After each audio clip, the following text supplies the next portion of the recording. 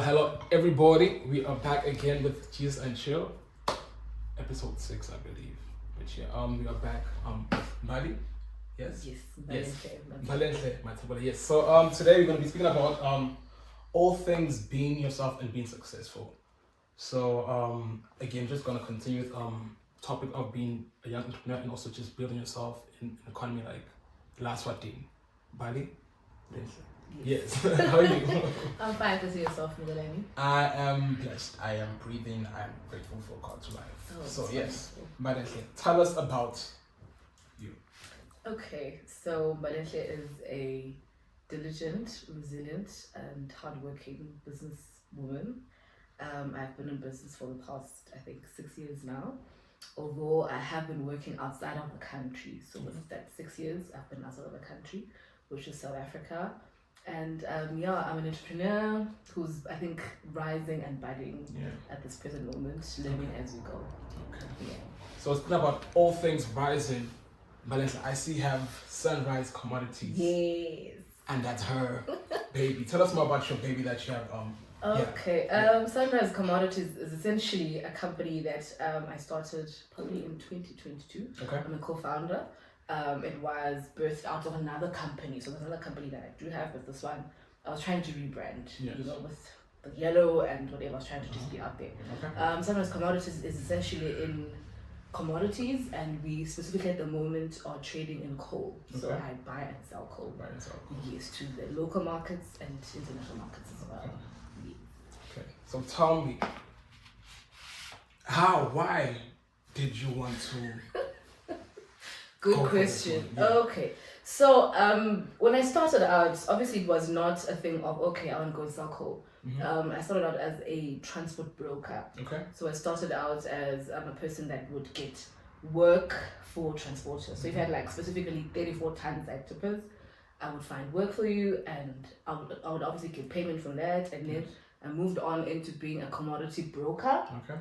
Even then I would get commodity for commodity buyers, and then I would get payments from that, and then that's how I actually ended up being a commodity trader. Okay. Yeah, so I didn't just kind of stumble into it. I worked all the way from the back. Perfect. So also we're gonna touch base on being a young entrepreneur. So would you say this was you finding yourself to being successful, or would you say maybe this is something that you make? Okay, I love this. Okay, we should try this. No. I think for me, I'm alive and I'm in business. That's when I'm most alive.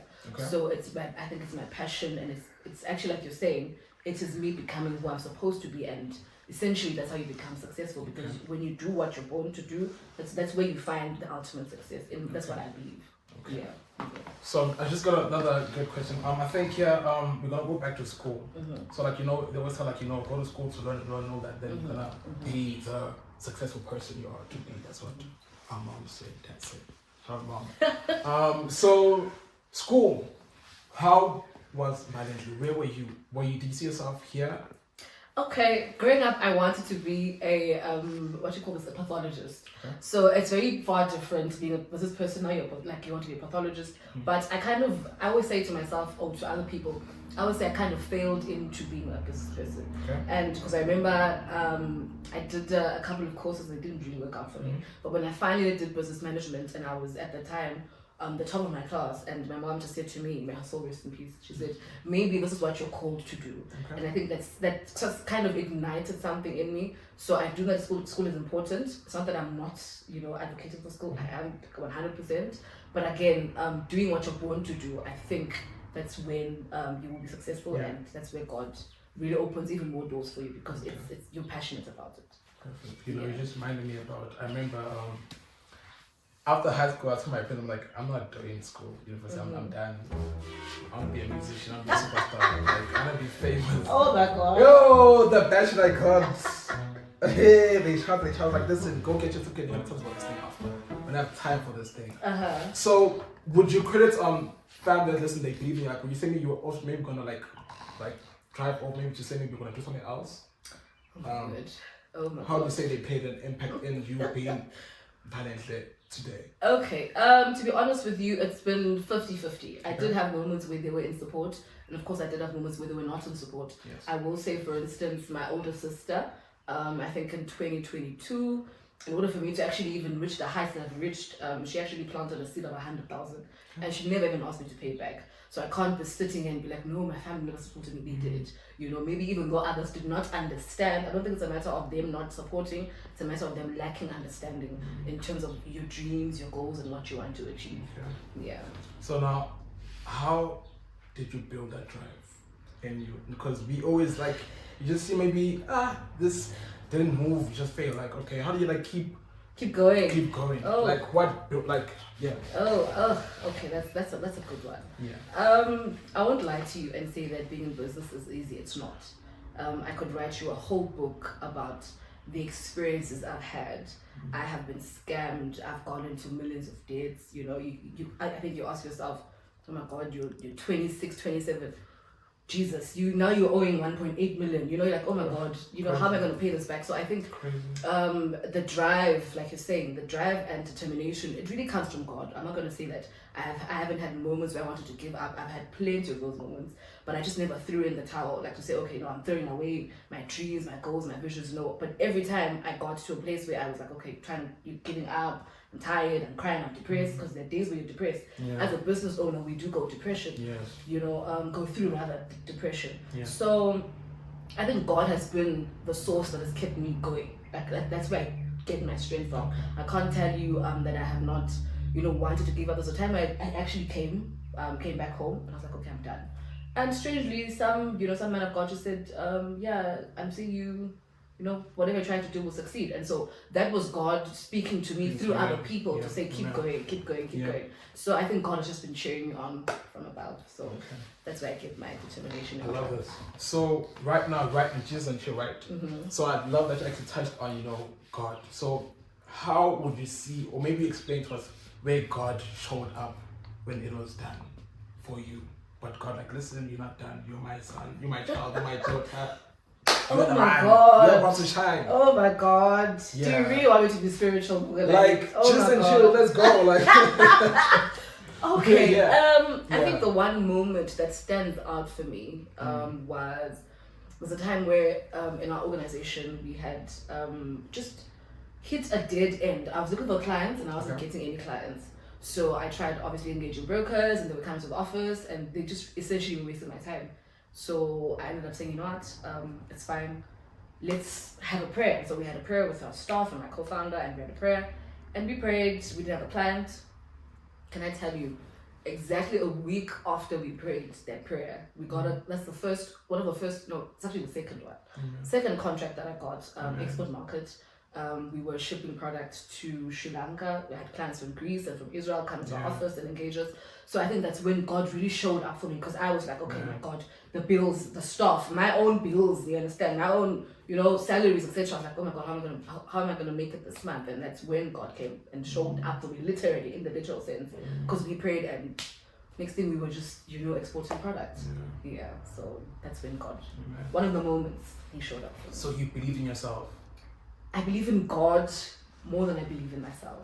And I believe in the version that God has regarding me, you know, regarding my life, more than I believe in myself. Because the thing is, as human beings, we think, oh, okay, no, this is my potential. But then God sees more in you than you will ever see in yourself. And so I believe in what God thinks I am and has designed me to be. I believe in that version of myself. Okay.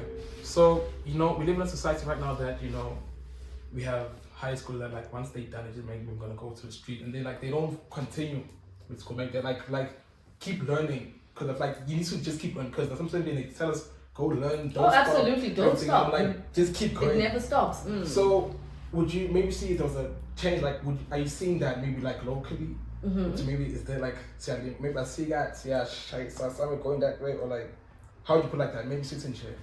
Are we going as a country? As a country in terms of education, come like behind us. Oh my God. I think, my very honest opinion, I think we need a change in our education system. I always talk to one friend of mine who's in IT, and I always say, I'm worried that in the next 10 years, if we keep going the route we are going, we're going to end up having end up having a generation that's incompetent, because there's you know, we're being technologically advanced, you know, China and all these countries are leading us into this whole digital world, and we are so far behind. We're still studying things that are not helping us. They're not building us or taking the country forward or taking even ourselves forward. So my biggest worry is that we need a whole overhaul in the entire education system, not just in the country, but as an African continent. We need a change in that, or else we run the risk of being left behind. Okay, I love that. So now that brings me to a point of success. I define success, or I've made it in life.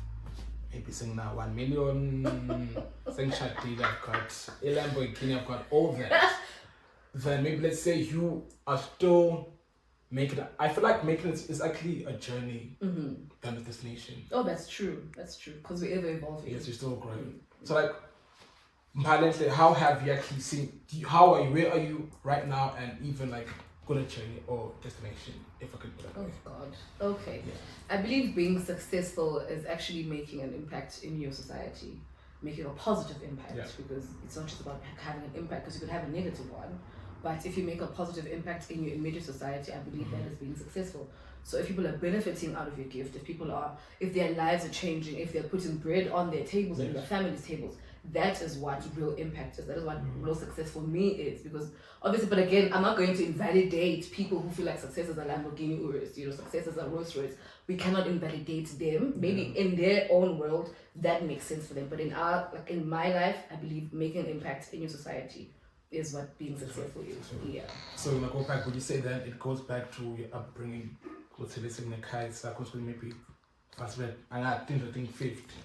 That's when I'm financially Lamborghini saying I don't know. Would you say that maybe it comes back like inside? I think so. I think it's a personal journey. It's a personal journey that we embark on to say, okay, this is how I define success, where I come from. Maybe we didn't have much growing up, okay, maybe for me having a house, by the beach is for me success, being successful. But I think for me specifically, it's an assignment more than anything. It's a God-given assignment. Like I said to you, many times I wanted to give up. There's many times I was like, okay, no, I'm not cut out for this. But because God has assigned me to show people a version of Himself, of His glory through what I do. So essentially, I'm just an assignment. That's how I keep going. And for me, I think I will stop when God says, okay, it's time to stop. But if you keep saying, keep going, do this, do the other, I'll keep doing that. Okay, I'll actually ask, but it's a hard-hitting question. Okay. It's very, because we are just in show right now. Where would Valente be without God? Oh, good Lord. Good Lord. But maybe I'm just saying, because yes, Ngulungulu is the one, is the plug. 100%. For me to even be here, it's been God. There's a time where I was not like this. There's a time where I was not as spiritual as I am now. There's a time where I did not regard God as anything. I felt like, okay, no, I've got. People felt like, okay, no, I've got maybe other means to make it happen. But God said, no, if you don't follow this calling that I have for you, in short, I would have been dead. Because the time I almost died, so I would have been dead. So me being here has just been me, God, has been God pulling me. Every time I'm trying to move straight, it has been God pulling me. So I'd definitely be dead. I wouldn't be alive. I'd be 6 feet under. It's so surprising because for the last 6 years, I've just been focused on my business. It's been keeping me very busy. Very busy consistently. So I'm off socials, and you're not gonna find me on Instagram. You're gonna find me anywhere because I'm so passionate about what God has called me to do. For me, it's an assignment. I'll keep saying it. It's an assignment. Yeah. Perfect. So you mentioned about you've spoken about being focusing on God. So again, there's manager, and there's also the friend. There's also the family person, and there's the colleague. Yes. How is the impact you're playing in each and every one 100%. 100%. And how do you maintain that then? Okay. Right now I'm in the country, so I'm here to see my family, obviously my friends, and I think God has been using me in essence to impact them with the knowledge that I've gathered out in the wilderness. So whatever it is that I do on the business side, I'm able to then share with them. Because there's another post that I read, I think on X, this guy said entrepreneurship and character development go hand in hand. So you cannot be a great entrepreneur and have a very bad character. It grows. Like as the business is growing, you are challenged to become better. I remember very well growing up, I had my own childhood traumas, like everybody does. Yes. So I had an issue of I couldn't ask because my mom was a single parent. My dad was obviously, we're in good terms now, but he was never around. So I had a problem with asking for help. Like I couldn't ask for help, like at all. Like even if I would rather die or be, suffer than ask for help. But being in business, when I hit a dead end, a version of me had to arise that would be able to then go around knocking and looking for investors. It took a part of me, like it took another version of me. I had to grow and outgrow my childhood traumas because how am I going to take this business from one level to the next if I don't ask for help? So what I'm trying to say is that the business helps me. My character has been developed and I'm able to balance out with my family and my friends and my colleagues because of the growth that I experience and the challenges I experience in my business. So if you try to No, you can't make it in business. I won't make it No. You have to be a people's person. You have to be humble. Business will teach you. It will teach you. It will require that of you. What we speak about wisdom, because again, people's person, not everyone is not everyone's there for you. Oh, 100%. How would you say maybe you were able to listen, okay, I see you're a co-founder, then you have a founder, like you're able to work together. How would you say maybe that I can actually see now this person is right? I hear you. Yeah. You need to, obviously your goals, your visions, and your values have to be aligned. Yes. You have to check, those are the fundamentals of any business, of any relationship. Yes. We cannot go together unless we agree. That's what the Bible says. Yes. So I think for me, in order for us to be in business, in order for us to work together or even embark on a project together, I need to make sure that our goals and our visions and our values align, our principles. Are you principled? Can you, if there was 35 million on the table and, you had to choose between that and maybe killing someone, what would you do? Would you really kill a person or to get the 35 million? Like I need to know if you can stop or like your greed, how large is your appetite? Yeah. So those are the things that I check for to say, okay, are you too ambitious? Because I'm afraid of people who are too ambitious because you would sell me out, you understand? Yeah. So I need to check all of that. Are you in check? Are you in balance? So because of experience, I've been able to, ascertain, okay, I'm able to ascertain, okay, this person I can work with, this one I can't. I think I want to speak from someone like Jan as me. Would you say you lost friends, you lost people? And tell me about that, because you are going to this is me and Sunrise Quantities, like we're doing this. Oh my God. Ati, Balino, my God. Yeah. I have lost a lot. I have lost, the old version of me had to die in order for this person sitting next to you to be actually able to even speak to you. Sure. I lost relationships, I lost friends, I lost everything, guys. I had to change. I had, God really, this business journey required of me to be a different version of me than what I was before. Before I was in socials, I was, everywhere posting on Instagram, friends, TikTok, we're here, we're at parties, whatever, and all of that. But being in business, kind of, narrowed my mindset, it narrowed my perspective. Now I'm focused on this thing. I'm not everywhere with everyone doing whatever needs to be done. No, right now I focus on my business and it comes first, and then obviously God and my business. So they are up there. I don't even put two things for me. Nothing else, no friends, whatever. I've been able to survive. I'm not saying friends are not important. I'm not saying the community is not important. But as you go along and as you move into whatever God has called you to do, God will align you with the right people, that are going to take you to where He wants you to be. I understand. I love that, because I'll tell you something. I feel like I really found my true friends in varsity. I was in third year, but I met my true friends in first year. Oh my God. I've made friends like 10 years. So much like menu together. We are there now. I feel like it's just okay. You had work, but then when I was like, they just always want to be there. Like they just want to see they just don't motivation. That's true. I've had friends where they would even abort. When somebody aborts, maybe say for instance, I'll be like, okay, no, I want to buy a mall. Yeah. And then my friend would be like, oh. Really? Oh, you're a big dreamer. That's somebody aborting your blessing or your destiny. That's somebody aborting whatever God has placed you to do or has called you to do. So I've had to, obviously, be careful of such friends and move away from them and find the right people. And obviously I've had to pray about it. I've actually prayed about having the right connections for a very long time because it's been very hard. We don't really find people who are aligned, you know, spiritually aligned, you know, even like academically aligned, or you know, your mindsets aligned. It's been a real struggle, but you know, through God and prayer, bit by bit, He's bringing the right people around me. Yeah. All right, perfect. So like we're still building ourselves up to success. So success also comes with a whole lot of failures and also risks. Ooh, a whole lot. Tell me, like take me to a journey, like your failures and risks also, like to get to the point where you're able to move cold, like like what happened, like when they get to also just motivate, like just you know, there's a term I love. It's called failing forward. That I think that's pretty much you know, sums up my journey. Yes. I have been failing forward. So I remember there's so many fake contracts that I've come across. You know, you throw a lot of money into it and you know, you end up finding out, oh okay, no, it's not working, or somebody sabotaged it, or at a point in time they stole my call, and unfortunately for me, call is not R5. It's a lot of money. So they stole your call, and that time I don't come from long money or even new money. You understand? This is me trying to make it, and it's me with a dream, and God, we're trying to push this vision, and all of a sudden people are stealing so much money that you can't even afford to lose, you know. So, but all of those challenges and those failures, and sometimes I've actually even been threatened, you know. So there's a point in time where, oh my God.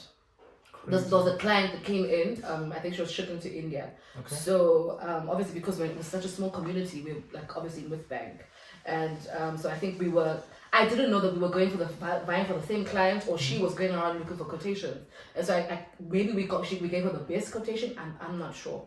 But what happened was, I remember when we were loading the product out, another guy came and said, okay, what you guys are doing, you're not supposed to do this, yada yada yada. And I was just like, okay, what's going on? And he threatened our lives, you know. Like, oh, okay, what's going on? So I've experienced a lot of things, you know, being shortchanged, my product being stolen, my product being exchanged, you know, and you lose money that you can't afford to lose, money that you can't even call you and say, Mugo, let me borrow me 500,000, right? Yes. Like, you understand? Yes. So, but because God, you know, I think it's part of the journey, you know. We're paying school fees. I can't really complain, even though it has been a painful experience. I have had depression. I've had to take, you know, anxiety tablets, etc., etc. But I believe it's part of it. It's making me, or rather, it is part of the tools that God is using for me to become who He wants me to become. Yes. Yeah.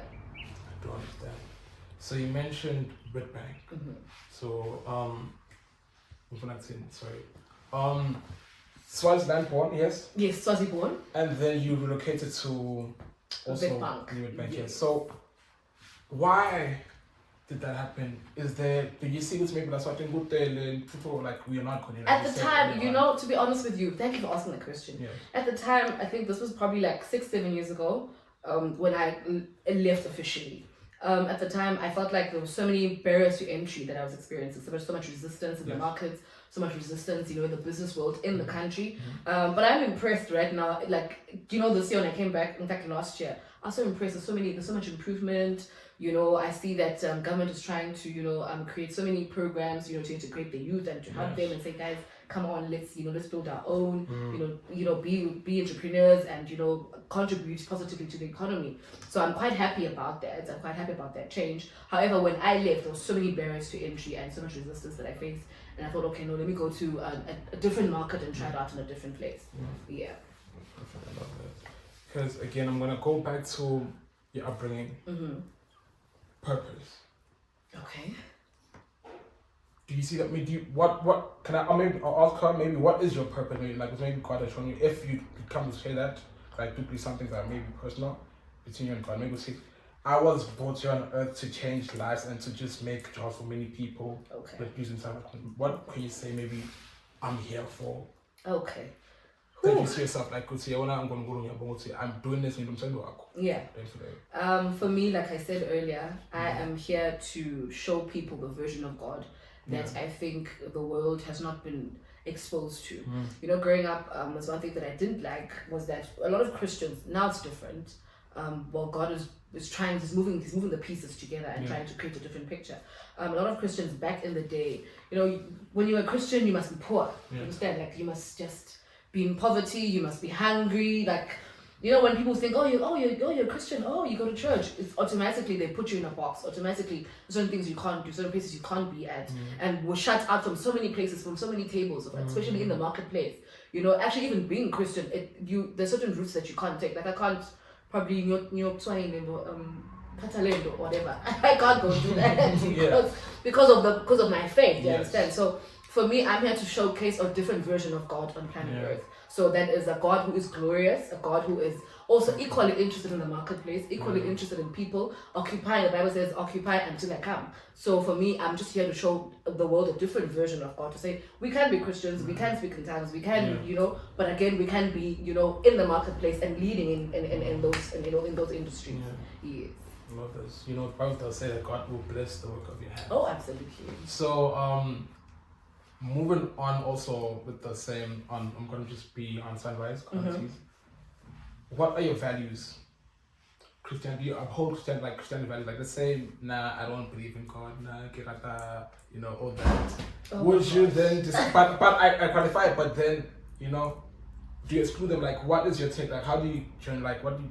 I understand what you're trying to say. Okay, quite tricky. Unfortunately for me, the business that I run is very much founded on my Christian values. I don't know if I should say this. There's a time where I told you I was looking for investors. Yes. Right, and as I was looking for investors, I had taken a knock. Right, in terms of my business, and the markets had nosedived, and obviously, when markets nosedive, maybe for instance, I bought a product at like 5,000, and then next thing in the morning it's like 1,000 rand. It's worth 1,000 rand, so obviously I've lost like 4,000. So those kind of things, those are the challenges we face, obviously in commodities. So I was looking for investors, and there's a time where, like I said to you, I'm Christian. Yes. So certain man of God said to me, somebody's going to come in September to offer you money. Don't take it. So now I'm broke, I'm hungry, Mogalani, I'm desperate for a breakthrough. Hi, indeed, September comes, the first week of September. Some guys are like, okay, no, come meet us in Pretoria. Yeah, I go to Pretoria, I get there, and they're like, okay, no, here's 35 million rand in cash. Can you, launder this money for us, and can you put it through the system, And in that moment, my pastor's not around. The person who advised me to take the money is not around. My family's not around. It's just me and these people. And I could have taken that money, and I probably would have, experienced an exponential growth than I am experiencing right now. Yes. But because of my Christian principles, I could not take that money because, I was going to... There were so many terms that were not favorable for me. So obviously in my business, I'm coming back to my business, it's very much centered around my values, my Christian values. I cannot and I will not, go against God and his principles, and just no. Integrity is at the center of my business, 100%. I love this. I'm actually, even now, starting business, if God gives me that business, I'm going to please, I want to learn as well, like I take it with both hands. So yes, take me through a day with you at work. How does that go? Okay, a day with me at work is essentially I wake up, obviously, get in touch with my business partner. Okay. We are like two peas in a pod. We are, we work so well together. And I'd like to just thank him. I don't know if he'll watch this, but I just want to thank him. Honestly, I know it's very difficult to deal with, but he gets me. So obviously it's touching base with him, and touching base with my clients and my staff. And sometimes we're on site. If we've got product that we're moving out, we're on site. If we're not moving product, we're in mind, trying to source out product. And if we're not doing that, we are in the boardroom trying to, sign contracts and engage, our investors or clients. So basically that's pretty much it. So, they always tell us, would say, watch out for your friends. So I'm not sure if you're a business partner or friends, or maybe it's just God blessed, like, listen, you guys will be compatible. Oh, 100%. And we're always told that Bangane, they don't see other people like they are the friends parts about. Yes, that's true. What would you say about that? And would you maybe say, experience that we're about to get a friend into the business with you? Just call the system, listen, don't get it out. Okay, so That's right. Okay, friends that we make on our own, but we inspire on our, that we are inspired, by whatever. Okay, maybe we've got the same taste in music, same taste in whatever. Friends that we just decide to pick up on the street on our own. I believe that's where we run the risk of being sabotaged or of being betrayed. Yes. But if God is the center of whatever you guys do, I believe that you can work together with your friends, or depending if you guys are going the same journey. But with me, I love having friends. I've got different sets of friends. My friends are very versatile. Others are doing technology, others are doing whatever. We're not really in the same business. I don't really believe in having friends in the same business because, people change. One night you guys are proper. Next morning things have changed. She's changed or he's changed or trying to sabotage you, or they're signing deals behind your back. At least if it's a stranger, then I can handle that betrayal. But if it's a friend, I'll be like, oh, my friend, I did 1, 2, 3 for you. I sacrificed. I did whatever. But if it's a stranger, it's just somebody that I met, the betrayal is less because we're not close. There's no, I don't love you like that. I'm not interested into you. I'm not into you like that. So I believe we need to try not to really work with our friends. If we work with our friends, my advice would be have a short-term partnership, 12 months. Hopefully in that 12 months there won't be any problems, troubles, and then you move out and then support each other from different spaces. Okay, Mogolani, give me $1 million. Okay, yeah, but that's what I believe in. But don't allow the enemy to come in between you through money. Yeah. Love that. So again, we heard Sunrise Commodities and Balance. Thank you. So let's take it a decade later. I'm not happy with Sunrise Commodities. I just can't do this one. Where do you see yourself that, and what would maybe be that would keep you going, okay. Same right. Okay. You mean business or the kind of business? Actually, even I think your baby Sunrise Commodities, what's your stuff for? Okay. Obviously we. What keeps you as I'm saying? What's in that guy's go be? I hear you. 10 years from now, obviously, like you were saying earlier, we're always evolving, we're always changing. I'm not going to say 10 years from now my interests will still be the same. Yeah. My interests might grow into food, or I'll probably even be overseas. I probably would have relocated or whatever. But regardless, it does not change the fact that I am going to put my best in what I do right now. Even if tomorrow I can start my business, or even if tomorrow somebody else comes and says, okay, no, let me buy your stake in the business. It's not about Sunrise Commodities. It's not about me. It's about Sunrise Commodities. It's about the company providing solutions to people, even if I'm not in the picture. So I'm happy to leave it 10 years from now. Obviously, for the right price, for the right price, I'm willing to do whatever. If maybe my input has come to an end, or my value into the business, whatever I'm adding to the business, people have outgrown that, because we definitely do outgrow things. It's I can just sell it to whoever, or I'm willing to let it go, because it's not mine. It's about people being impacted, even if I'm not in the picture. Right. Yeah. So again, I love that we actually have found it and got to know Balele as is. So now tell me, what did it take to become yourself? What did it take?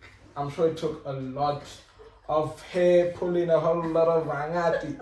What did it take to actually to see that I'm worth this? Because you can see I'm worth something. I'm worth this. I hear you. What did it take? The first thing it took is believing in God. I will keep centering and I'll keep preaching that gospel. That's the first thing that it took, because in God I was able to get my true identity. Yes.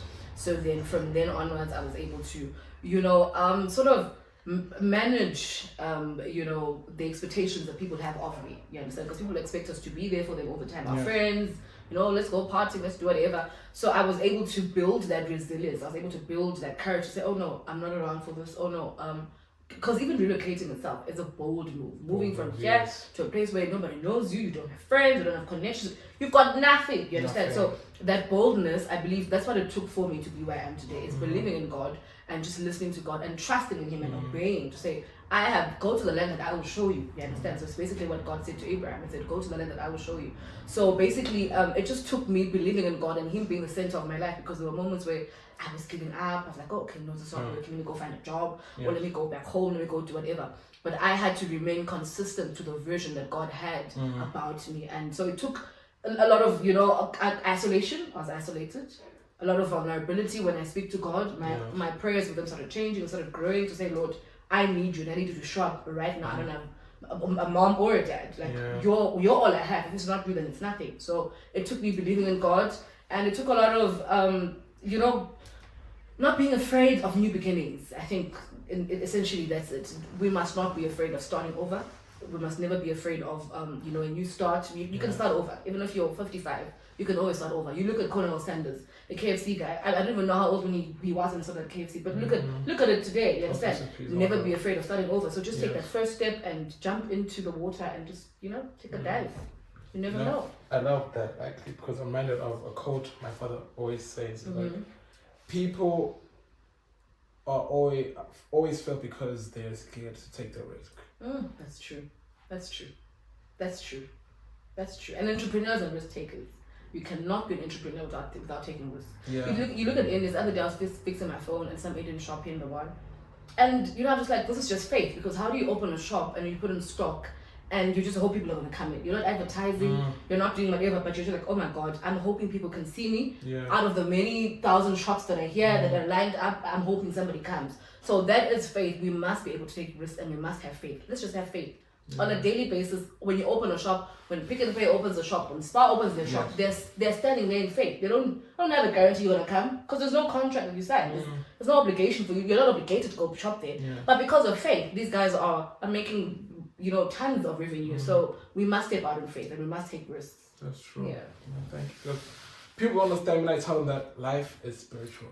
Very, very, very spiritual. And I'm very mindful to, hey, I'm going to I'm very mindful. Oh, extremely. No one must lie to you. Life is extremely spiritual, highly spiritual. I can never overemphasize this. I can never. We cannot exist here without engaging in the spiritual realm. I don't care if you are, I don't know, maybe or you are in Christ, or you are a Buddhist, or whatever you practice. Life is spiritual. We first conquer in the spirit before we conquer in the physical. So please just take your spiritual life very, very seriously. Very seriously. Very seriously. Very seriously. Because I think let's say below the Indian maybe just say, but I believe me, don't say maybe Lorna. But Lorna, I can see the potential. That is that's with my swat. With my swat, that's very good, by the way. Numbers, I think it's like that's something, because you always your guts can tell you. Yes, your gut can tell like, okay, that's okay, that's not it. But it may come as if, funny how things actually, that may come as right.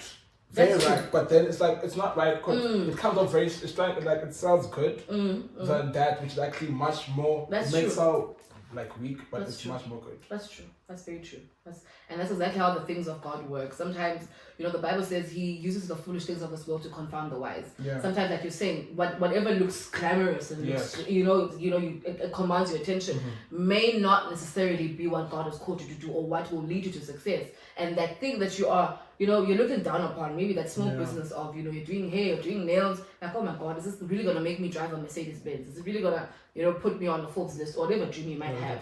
But the thing is, God uses the things of the foolish things of this world to confound the wise, and His ways are higher than our ways. So it might be that small little thing might just turn into a big franchise. You never really know. You understand? Somebody might come and be like, oh, an investment, come on, let me fund your business, your nail business, and you've got a franchise. So my point is, like you're saying, let's not undermine the small things and never despise the day of small beginnings. Yeah. Because I'm gonna go back to also purpose and success. You spoke about success. Maybe if you just gonna keep, like, for you it's like you're gonna keep going. For me, maybe to say a Lamborghini, it's a Porsche, it's a Maserati, it's a double. Those are byproducts now. Because when you say that now, spirituality, as life being spiritual, will also play a part in me being successful. Oh, that's true. That's very true. That's very true. It's just that I don't want to start preaching more than anything. I don't want to start preaching. Because in life we're backed up, and life is backed up by altars, and people are backed up by altars. It's regardless of what altar it is. Sometimes it may be an altar of darkness, and people go sacrifice and do whatever. Sometimes it may just be God. Like in our instance, we need to dedicate ourselves more to God, and even as we do that, and even as we take our spiritual life seriously, God will bless the works of our hands, because now He knows that I can deposit my riches, my greatness. He can trust you now with greatness. He can trust you now with millions and billions. He can trust you with influence. He can trust you with challenges, because as you grow and as you want to drive that Lamborghini and you want to be this great successful person, there are so many challenges that come with that. Like even being the president of a country, it's great. It looks glamorous, right? They've got the motorcade, they've got the all those benefits, but the challenges are insane. Like the people are swearing at them, they're telling them whatever they think, So the point is, you as you're growing in God and as you're trusting God and as you're taking your spiritual life seriously, God will be able to now impact more of His knowledge, more of His power, more of His strength to you, so that you're able to withstand the pressures that come with the hot seat of being successful. Yeah. You're also speaking about this. Also, I'm getting, now it's just build up. I think being in a high position comes to a whole lot of, let's say, you're in a high position. But then again, enemies are That's true. They come attacking all. That's true. Have you encountered that, or like how are you able to also like beat that out?